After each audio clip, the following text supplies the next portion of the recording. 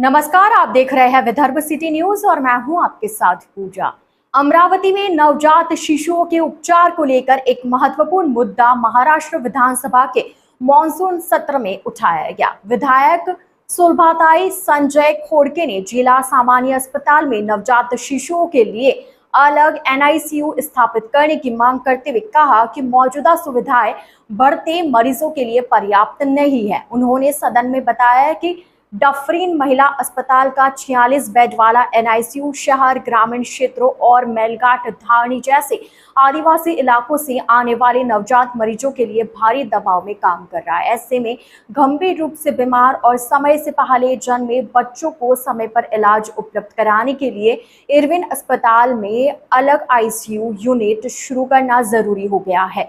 इस मांग पर राज्य के सार्वजनिक स्वास्थ्य एवं परिवार कल्याण मंत्री प्रकाश आंबेडकर ने विधानसभा में कहा कि अमरावती जिले की स्वास्थ्य सेवाओं को मजबूत करना सरकार की प्राथमिकता है। उन्होंने भरोसा दिलाया कि आदिवासी क्षेत्रों की विशेष जरूरतों को ध्यान में रखते हुए नवजात शिशुओं के लिए अतिदक्षता सेवाएं उपलब्ध कराने के प्रस्ताव पर सरकार सकारात्मक विचार करेगी। यदि यह प्रस्ताव मंजूर होता है तो अमरावती सहित मेलघाट, धारणी और आसपास के ग्रामीण क्षेत्रों के हजारों नवजात शिशुओं को गंभीर स्थिति में समय पर बेहतर उपचार मिल सकेगा।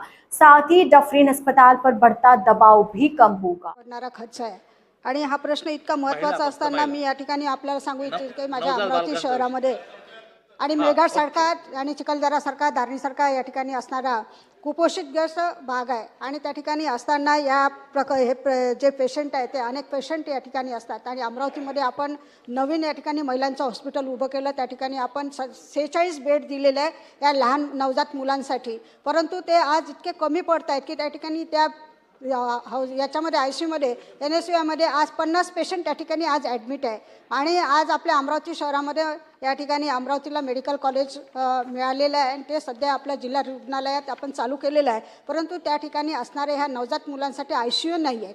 त्याची मागणी मी वारंवार करते आहे। तर माझी आपल्याला विनंती आहे की या ठिकाणी इरविन हॉस्पिटल म्हणजे जिल्हा सामान्य रुग्णालय आहे, त्या ठिकाणी आयसीयू सेंटर देण्यासाठी आपण त्या ठिकाणी देणार का? म्हणजे येणाऱ्या मेडिकल कॉलेजचे विद्यार्थी आहेत त्यांनासुद्धा त्याचा उपयोग होईल आणि पेशंटलासुद्धा त्या ठिकाणी रिलीफ मिळेल, म्हणून त्या ठिकाणी आपण देणार का? आणि आपण सांगितलं त्या पद्धतीने बरोबर आहे की बऱ्याच पेशंटला माहीत नसते कुठली योजना कुठे आहे, ते नंतर आपल्याकडे येतात, परंतु या ठिकाणी या योजनेमध्ये लाभ देण्यासाठी महात्मा फुले योजना असेल, आयुष्यमान योजना असेल, त्याच्यामध्ये सुद्धा आपण यांना सहभाग करून घेतला तर निश्चितच या जे आर्थिक दुर्बल आहेत त्यांना सुद्धा मदत होईल, म्हणून याचा आपण निर्णय घेणार काय आणि जिल्हा रुग्णालयामध्ये आपण आयसीयू सेंटर त्या ठिकाणी करणार।